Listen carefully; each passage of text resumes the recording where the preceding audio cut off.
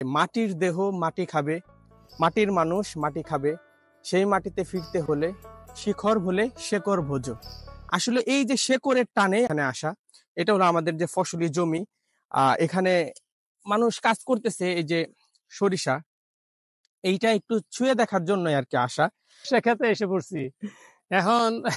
তাই আর কি দেখতেছি যে না, শস্য উঠাইতে হবে, আর অল্প কিছু রয়েছে, একটু পরে উঠান শেষ হয়ে যাবে, তারপরে এগুলো নিয়ে যাবো সব। আপনারা দেখতে পারতেছেন যে এখানে কাদা পানি, কিন্তু আব্বুরে বললাম যে জুতাটা খুলে রাখো, কিন্তু আব্বু এতটাই উৎসাহী যে নিজের সরিষা সে এই কাদার মধ্যেই নেমে গেছে এবং উৎসাহ নিয়ে সে সরিষা তুলতেছে।